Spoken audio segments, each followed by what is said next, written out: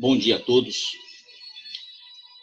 Gostaria de expressar minha alegria de poder estar aqui e de conseguir, de alguma forma, ainda que não online, ainda que não presencial, estar com vocês. Ainda que através do pensamento ou das vibrações, assunto que de alguma forma falaremos nessa manhã. Também gostaria de agradecer pela oportunidade de estudos ou de novos estudos que a situação de ser um facilitador para vocês propiciou. Agradecer também nominalmente ao convite da sempre tão gentil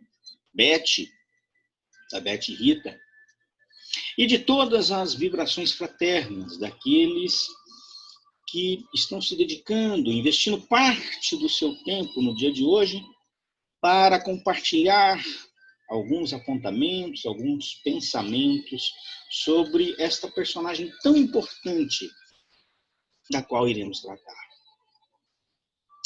Bem, meus amigos, hoje iremos falar sobre Santo Agostinho, ou melhor ainda, sobre Aurelius Agostinus Hipponenso. Tanto para a história da filosofia, como para a teologia e a fé cristã atual, Santo Agostinho é uma figura relevante. Santo Agostinho possuía uma origem africana. Nasceu no que é hoje a atual Argélia. E uma origem romanizada, porque toda aquela região pertencia naquela época ao Império Romano. Agostinho tornou-se um dos grandes representantes do que se conhece hoje como filosofia medieval. O pensamento de Aurélio Agostinho permanece por mais de 15 séculos, não apenas influenciando, mas principalmente condicionando o pensamento ocidental e parte do mundo oriental. Santo Agostinho uniu a filosofia e a teologia na defesa da racionalidade e da fé, como o modo de alcançar a realidade. No campo da doutrina espírita, Aurélio Agostinho foi convidado a participar da equipe do Espírito da Verdade, e suas ponderações podem ser encontradas em várias obras, em vários momentos das obras da codificação. Entre elas, podemos citar o Livro dos Espíritos, o Evangelho segundo o Espiritismo, o Livro dos Médiuns.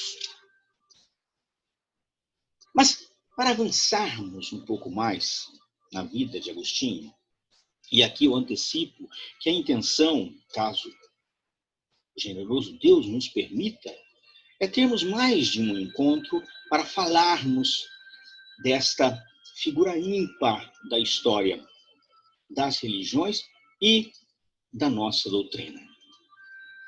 Vamos então, nesse primeiro contato, aprender um pouco mais em quem foi Santo Agostinho, qual foi sua história e qual foi alguns determinantes da época em que nasceu.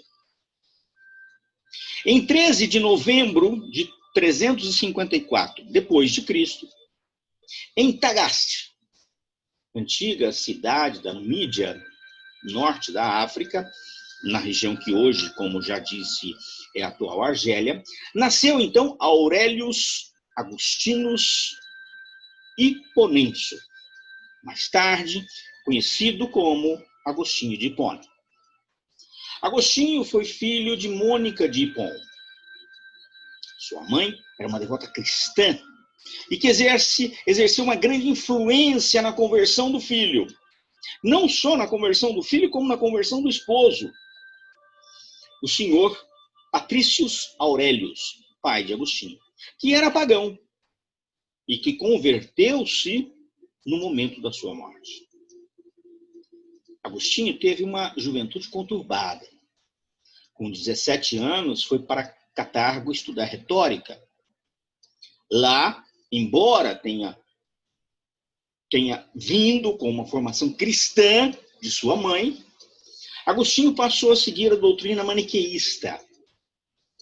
A doutrina maniqueísta enxergava no mundo apenas duas forças, iguais e opostas: o bem e o mal.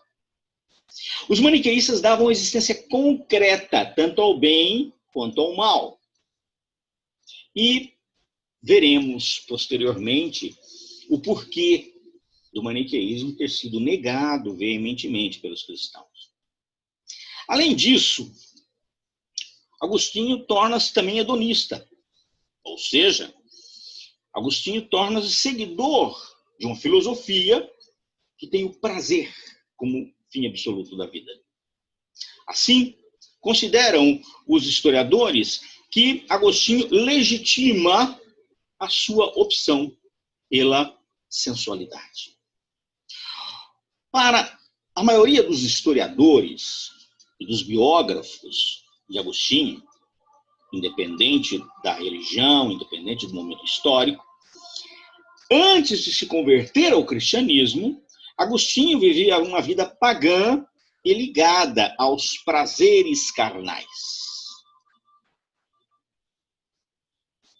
Alguns historiadores e alguns pensadores mais modernos já não veem da mesma forma. E, nesse momento, eu gostaria de compartilhar um pouco desta percepção. Vamos aqui vamos nos permitir abrir um parênteses para discorrer um pouco mais sobre essa suposta promiscuidade de Santo Agostinho. Gary Wills, que é um autor, um jornalista, um historiador americano, especializado em história, principalmente da história da Igreja Católica, e que ganhou o prêmio Pulitzer, ele tem uma obra biográfica sobre Santo Agostinho, e no início da sua obra, Wills diz que a maior parte dos estudiosos de Agostinho focam na sua vida antes da conversão em questões mais mundanas, como o casamento, o sexo, o celibato, etc. Dessa forma, ao focar a vida antes da conversão de Agostinho nesses pontos, digamos assim, mais pecaminosos, essa visão histórica transforma esse grande investigador, essa grande inteligência, em nada além do que um grande pecador. Um ex-libertino obcecado por sexo. Do que eu li e do que estudo de Santo Agostinho sempre, primeiro, Santo Agostinho nunca negou a Deus. Segundo, Santo Agostinho sempre foi atrás da verdade. Terceiro, Santo Agostinho, as ações de Santo Agostinho sempre procuraram um significado maior. Wills ainda destaca que outros pecados mais graves deste momento rebelde de Agostinho, assim como a sua suposta vida sexual libertina, para os padrões da época, não são considerados com a mesma gravidade. Gary Wills tem uma passagem especialmente interessante, e que eu concordo, é que essa possível devassidão de Agostinho seria mais um clichê de uma criação pós-morte de Aurélio Agostinho. Citamos como exemplo um outro autor, também biógrafo de Agostinho, chamado Giovanni Panini, um escritor italiano e um católico fervoroso. Para dar ênfase à vida de Agostinho, Panini diz que a coisa mais fascinante em Santo Agostinho é que ele seria o homem que saiu do charco, da lama, e foi até as estrelas. Para Gary Wills, Isso repousa sobre uma absoluta ignorância histórica. Wills mostra que, quando Agostinho confessa os seus pecados, o que ele confessa é que ele teve uma concubina durante 15 anos. O que para o Império Romano era normal. O próprio Agostinho, nas suas confissões, diz: fui sempre fiel a esta mulher, só vivendo com ela e sendo absolutamente fiel à sua cama.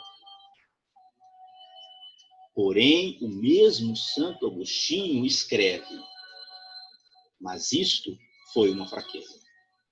E tive um filho com essa mulher, que tendo sido a minha grande alegria da minha vida, foi depois meu grande sofrimento de perda. E admito, este filho é fruto do meu pecado. Mas é isto. Isto é tudo o que Agostinho confessa como pecado.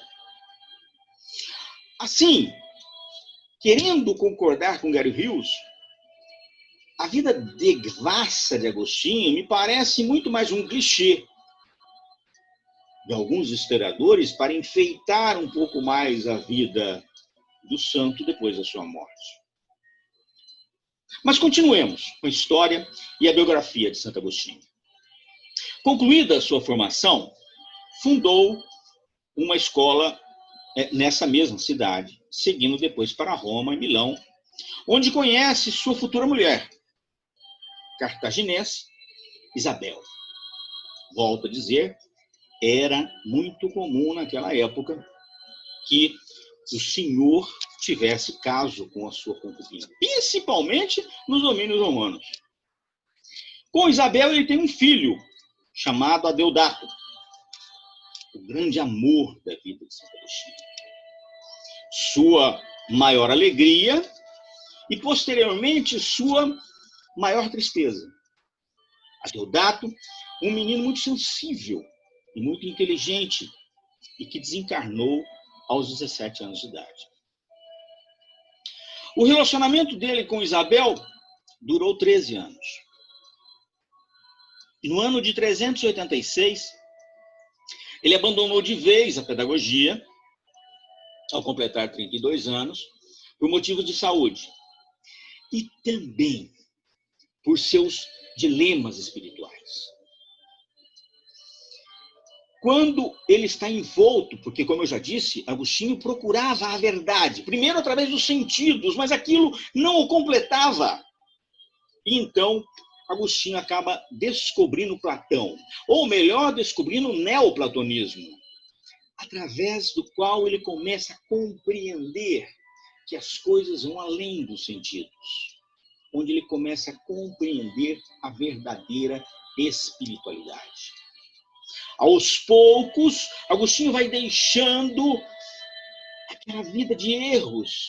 E em setembro desse mesmo ano, inicia a sua chamada conversão ao cristianismo. Agostinho toma contato com Plotino, que é um dos principais filósofos neoplatônicos. Mas antes mesmo de Plotino, Agostinho já havia tomado contato com as leituras das cartas do apóstolo Paulo, que Paulo já havia, como sabemos historicamente, bebido do platonismo nas escolas de Alexandria que frequentou quando era Saulo.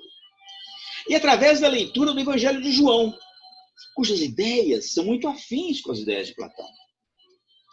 No entanto, com Plotino, ele vê que as coisas que lhe angustiavam, que a sua ansiedade, que aquilo de treva que tinha no seu pensamento começa a ser esclarecido, e a direção que apontava era do Mestre Jesus. Nesta época, passava Agostinho por uma crise interior muito forte. Um dia, conversando com um dos seus amigos, Alípio, eles começaram a falar sobre a vida dos monges, em especial a de Santo Antão.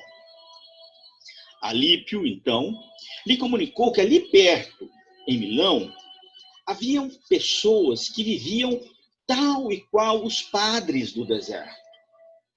Isso inflama o espírito de Agostinho, porque Agostinho acha que era possível viver daquela forma, como os padres do deserto, sem, no entanto, ter que sair da cidade grande. Sua luta interior aumentava dia a dia, pois a vontade que tinha o seu espírito era de voar, mas ele não conseguia se desgarrar, em definitivo, daquilo que ele mesmo chamava pecado.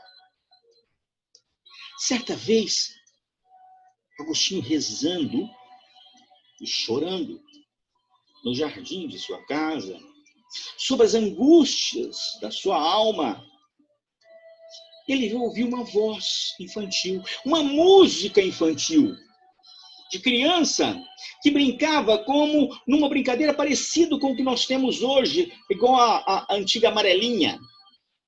E a voz da criança, naquele canto, traduzido logicamente, falava: toma e lê.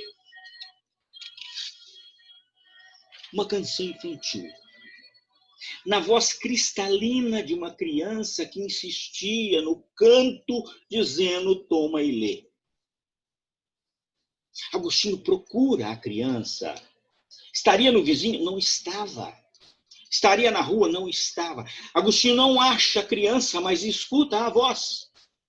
Isso faz com que Agostinho procure o interior da sua casa. E lá, sobre a mesa, estava a Sagrada Escritura.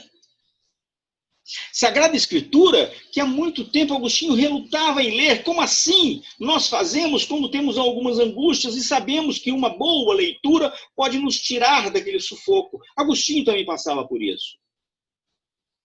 Mas orientado por aquele toma e lê de uma voz infantil, Agostinho abre as Sagradas Escrituras e seus olhos caíram na carta de São Paulo aos Romanos, capítulo 13, versículos 13 e 14, que diz: não caminheis em glutonarias e embriagueis, não se farte de comidas e bebidas, não nos prazeres impuros do leito e em leviandades, não no sexo, nem nos assuntos levianos, não em contendas e rixas, não em discussões sem mérito, mas revesti-vos de nosso Senhor Jesus Cristo, e não cuideis de satisfazer os desejos da carne. Foi assim que Deus o iluminou. Sobre este episódio, assim escreve Agostinho ainda vivo, no seu livro Confissões, no capítulo 8. Não quis ler mais, nem era necessário. Quando cheguei ao fim da frase, uma espécie de luz de certeza se insinuou em meu coração, dissipando todas as trevas de dúvidas. Além desse espetáculo mediúnico de comunicação que teve Agostinho, não podemos desconsiderar que um dos fatos marcantes na vida de Santo Agostinho para a sua conversão foi a insistência diária de sua mãe, as orações diárias de sua mãe para que ele se convertesse. Num outro momento, Agostinho mesmo vai escrever que Agostinho considerava sua mãe uma verdadeira intermediária entre o mundo terreno e Deus. Assim, parece que, diante da vontade do Senhor, as preces de sua mãe parecem surgir efeito nesse momento de angústia de Agostinho. Após sua conversão, e já com uma certa maturidade na religião, Agostinho se tornou bispo de Hipona no ano de 395. Ele se isola em Milão durante alguns meses, junto com a mãe, o filho e alguns seguidores, abdicando do mundo, da profissão e do casamento. Um ano depois, por influência e pelas mãos de Ambrósio de Milão, ele, Agostinho, foi batizado durante a Páscoa e depois do batismo volta para a sua terra natal, instituindo aí um monastério. Depois da morte da mãe, já decidido, de volta já a Tagaste, decidido a observar a castidade, a austeridade em sua vida, Agostinho vende todas as propriedades que herdara dos pais e funda uma comunidade monástica, onde ele pretendia se isolar, escrever, filosofar. Mas sem que Agostinho planejasse, outros desígnios estavam escritos para ele. Agostinho foi nomeado sacerdote da igreja de Hipona. E em Hipona ele fica até sua morte em 430. Ele foi ordenado padre em 391, sagrado como bispo em 395 e lidera a igreja de Hipona até sua morte. Os sermões de Agostinho tornaram-se célebres. Atualmente preserva-se pelo menos 430 desses discursos, considerados todos autênticos pelos historiadores.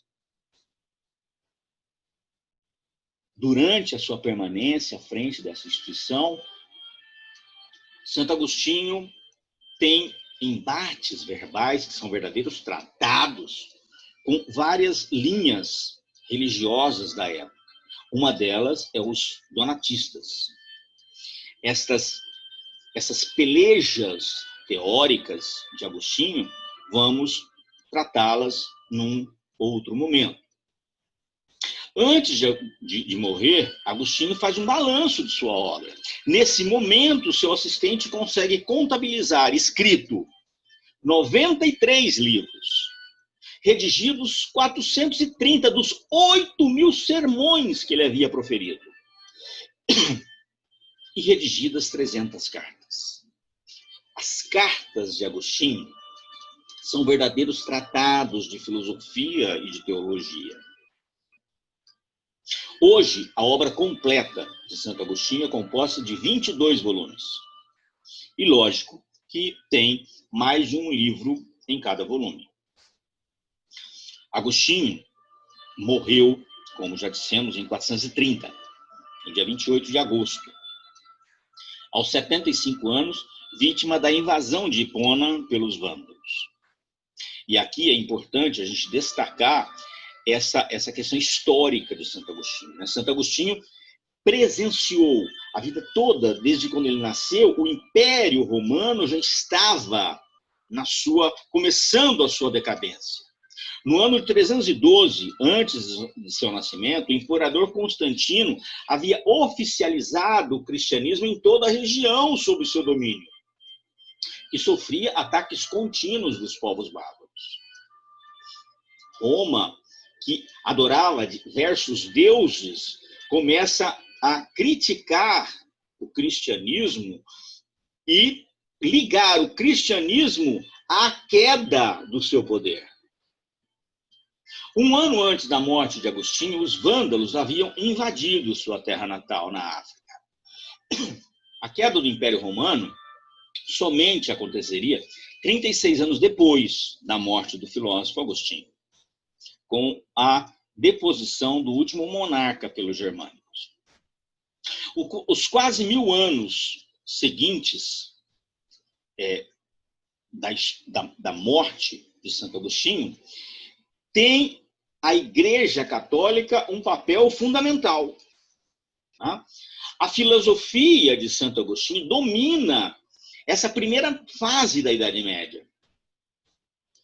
E essa filosofia domina no momento em que toda essa região é marcada por guerras constantes, decadência das cidades, pulverização do poder político. E a internacionalização da cultura é feita por meio da igreja. É uma época em que a educação é eminentemente religiosa. A ciência avança pouco e se difunde menos ainda. 28 de agosto de 430, quando Agostinho deixa o plano físico para retornar ao mundo incorpóreo, é considerado, tanto na Igreja Católica como na Anglicana, o dia de celebrar, o dia o padroeiro dos teólogos. Assim, a gente observa que Agostinho é uma personagem tão complexa e tão culturalmente grande que ele é venerado como santo tanto na Igreja Católica como na comunhão anglicana. Agostinho é um dos doutores da Igreja. Atualmente, a Igreja Católica possui 36 santos declarados doutores. E o patrono dos agostinianos é um deles. Muitos protestantes, especialmente os calvinistas, consideram Agostinho como um dos pais teológicos da Reforma Protestante, por causa de suas doutrinas sobre a salvação e a graça divina. Assim, Agostinho é uma personagem tão completa e complexa que é capaz de abarcar no seu escopo teórico tanto os católicos, como os anglicanos, como os protestantes, como posteriormente é chamado a colaborar na codificação da doutrina espírita. Agostinho, como se vê, atende a vários segmentos religiosos e doutrinários, sempre com uma obsessão pela verdade. Agostinho é reconhecido por sua profunda percepção e pelo seu temperamento compreensivo para com o homem, bem como por ser capaz de juntar a parte teórica da ciência, da doutrina, da religião, com a parte prática. Agostinho, portanto, teve muita importância para a consolidação da igreja.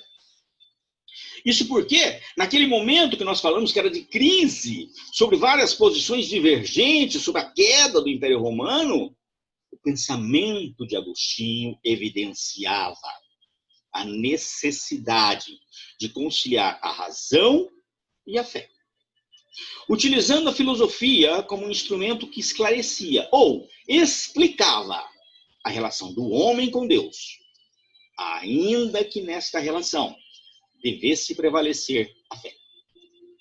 Também porque isso auxiliava na renovação do homem.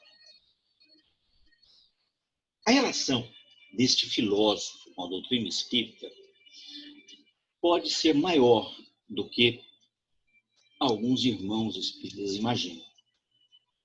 Por isso, vale a pena dedicarmos outro novo encontro para conhecê-lo um pouco mais. Por isso, vale a pena ler com maior atenção algumas mensagens de Agostinho nas obras de codificação.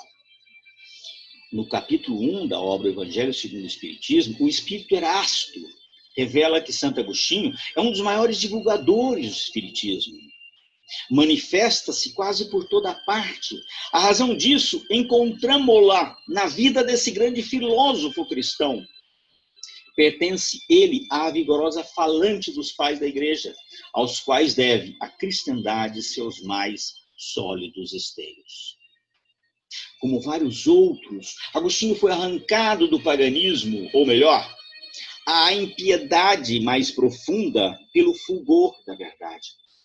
Quando entregue aos maiores excessos, sentiu em sua alma aquela singular vibração que o fez voltar a si e compreender que a felicidade estava a lures, que não nos prazeres enervantes e fugitivos. Importante nós destacarmos aqui, nesse momento, que para os estudiosos da linguística inexiste uma descontinuidade entre Aurélio Agostinho, bispo de Hipona, que tanto escreveu, que viveu nos séculos 4 e 5 da nossa era, e o nosso querido Santo Agostinho, que comparece de maneira resoluta e entusiasmada na codificação do século XIX.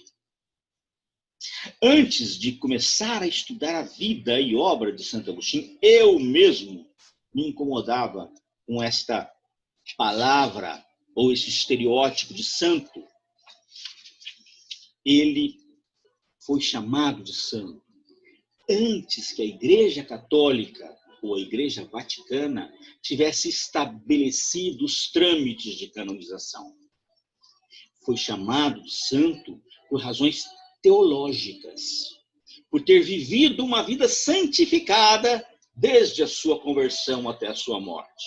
E assim eu me convenci a chamá-lo de Santo Agostinho. Queridos amigos, chegamos ao final desta nossa primeira conversa sobre Agostinho. Espero que tenhamos boas reflexões sobre algumas coisas que aqui foram ditas e motivação para o nosso possível segundo encontro. Então, com a sabedoria de Agostinho e fazendo Jesus brilhar nessa manhã em nosso coração, como ele, Jesus, nos convida há 2000 anos, pois não está escrito, vós sois deuses. Podereis fazer tudo aquilo que eu faço, e muito mais, se o quiserdes. Vós sois o sal da terra, o fermento da massa, a luz do mundo. Brilhe a vossa luz e resplandeçam as vossas boas obras diante dos homens, para que eles glorifiquem a Deus, nosso Pai que está no céu. Para que possamos, juntamente com Agostinho, repetir uma parte de suas confissões, onde Agostinho diz: provei-te, Deus, e agora tenho fome e sede de ti. Tocaste-me, e agora ardo por tua paz. Deus começa a habitar em ti quando tu começas a amá-lo. Vi dentro de mim a luz imutável, forte e brilhante. Quem conhece a verdade, conhece essa luz. Ó eterna verdade, verdadeira caridade, tu és o meu Deus. Por ti suspiro dia e noite desde que te conheci. E mostraste-me então quem eras. E irradiante sobre mim a tua força, dando-me o teu amor.